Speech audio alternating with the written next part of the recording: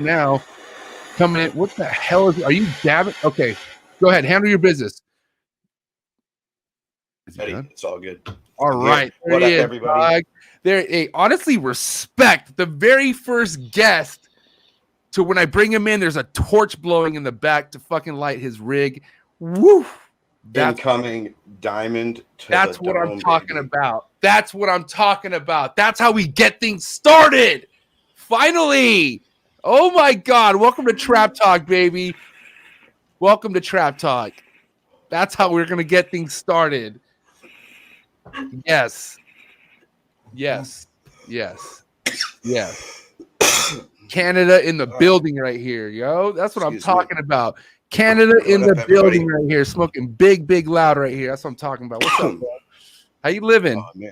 I'm doing good, man. I'm doing good. Feeling good. Chilling here with my meathead dogs. Just hyped to be here all together, man. Right. Yeah, we were just talking about your bulldogs. They're both are they different species of bulldogs or like species? I'm sorry, but breed, like different breed. Yeah, one's Alapaha blue blood bulldog. His name's Odin. He's like 9 months old. I got him during COVID, just like a new companion. You know what I mean? And I've had my girl Sativa, little meathead. I've had her for 7 years. So she's like one of my homies passed away from cancer, and his mom bred his dog after he passed away, and I got a puppy. So she just like means the world to me. Yeah, some of that bloodline, like you have some, like you have like a piece of him, basically. Like, yeah, you know, she's a big fucking baby. I love her so much. You know, it's crazy because like I don't have any kids, right? But the way I fucking baby my dog, I tell myself, I was like, I can't baby a child like this. It's impossible. Like they'll run all over you. Like, you know what I mean? Like fucking, and I'm just such a sucker because, like, you know, my dog Capone, he's, you know, they say that pit bulls, like certain pit bulls could be puppies till like they're 7 or 8, like just like by heart, like, you know what I mean? And I'm pretty sure that's what Capone is, because he's actually whining more, which is weird. But he knows the whining gets the attention, biting pillows gets the attention, and he's like, fuck, dude. And I'm just like, I don't even know, but fuck, man. Shout out to all the dog lovers out there. I don't know. I love dogs. I'm just a sucker for dogs, man. What am I gonna do? There it is. Ooh, look! That's a beautiful dog, bro. Jesus. Little Odin. He's Odin. A new little meatball. That's a pretty dog, dude. Yeah, I love him. He's dope. He's getting big, man. He grows so fast. Ugh. So that's an American. Okay, so that's not the English. Blue blood. Alapaha blue blood. So he's not the stocky, like the small one. No. They're not like the little round ones. They're a little taller, a little more intense. So they probably live a lot longer than the little short, pudgy, small ones, like the one my aunt had that I was telling you about. Yeah, man. Oh, sorry, I'm dying from that dab. That was heavy. No, I understand. Trust me.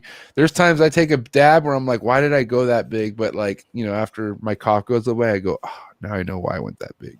Because now I'm ripped. Yeah, man, it's always good to have someone like, you know, what's funny is like I have a lot of people on the show who partake in the smoking, just not to that level. You know what I mean?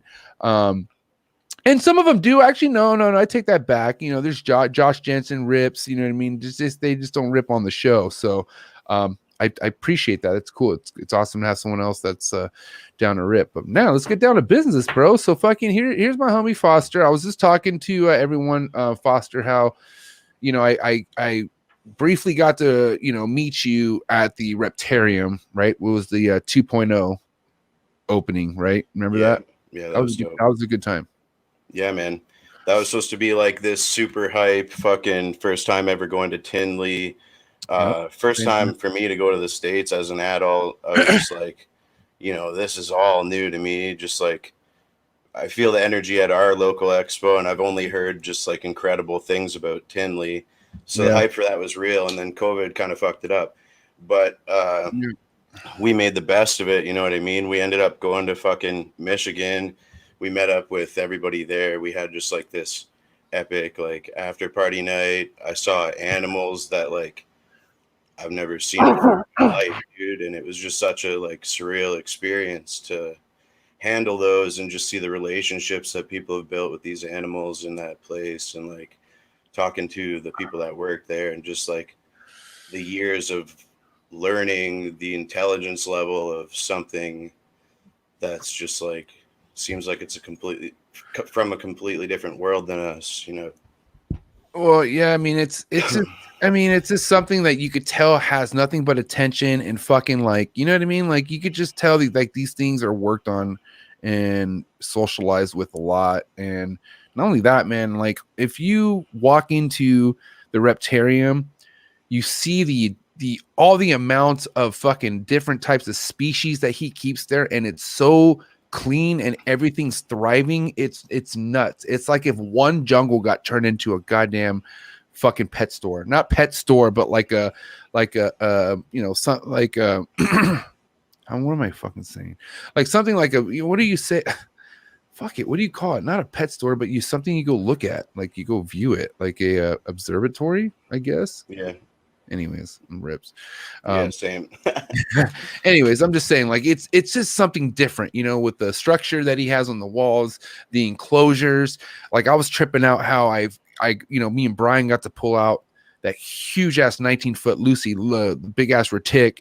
And you know, I don't think she wanted anything to do with any of us that day. She was just trying to get out of her fucking way.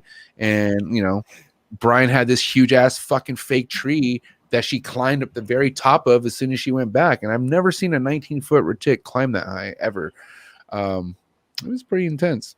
It was It's cool. unreal. I had the one retic climb over my shoulder, and just the weight and the power of it is just like, well, damn, like that's an animal to be respected. You know what I mean? Yeah.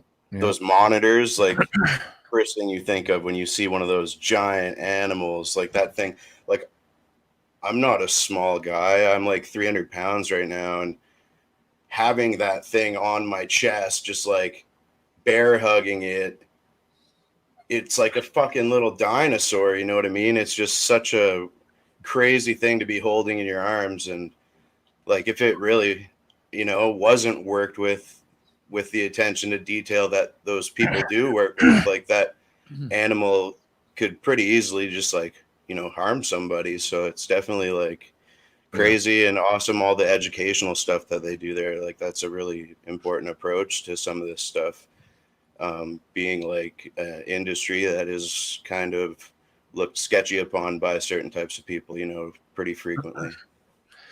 And at the end of the day, whatever it is that they have established with the animals that they keep is all time consuming, bro. Like you got to spend so much time with these animals day after day to fucking really get them in the, you know, mindset of everything being like clockwork, you know, like structured, you know what I mean? And shout out to Bruce too, the homie Bruce, dog. He's a savage, bro.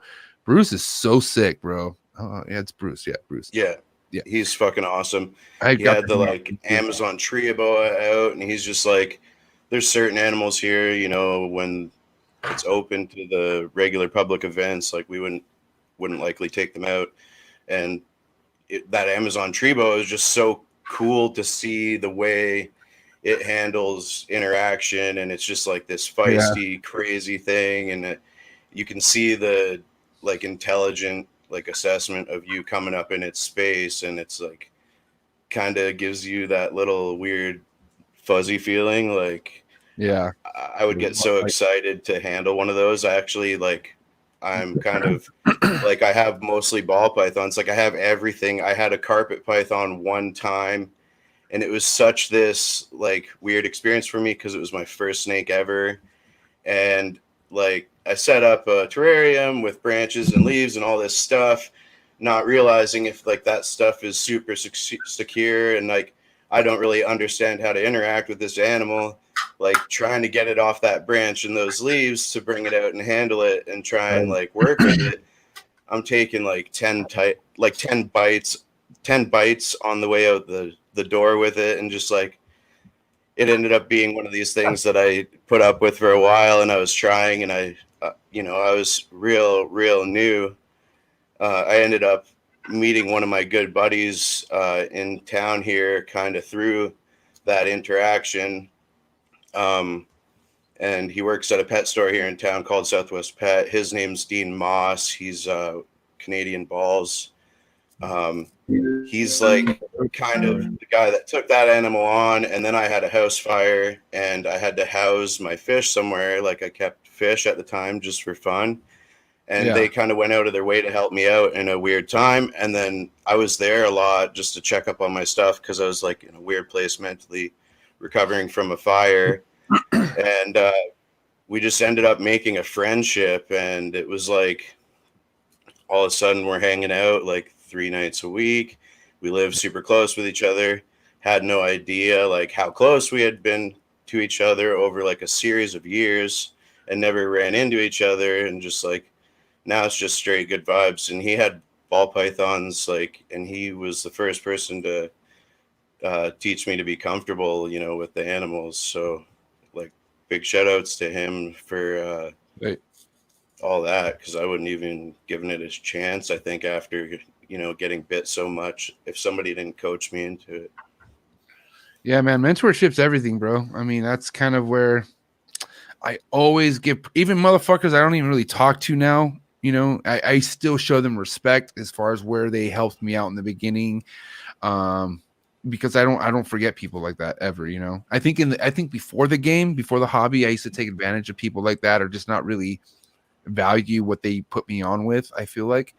But this, because I don't know, like this hobby changed me so much, and I'm just so vested in what I'm doing, to where if anyone takes the time of day to teach me something, I just soak that shit in like a sponge, man. And especially, you know, especially like in the beginning of it all, when it was, you know, I felt, even though like a platform is out there, it's still hard to get information, you know. I mean, you can, I know I never trusted Google. I wanted to talk to somebody. My information is, the way I did shit is I wanted to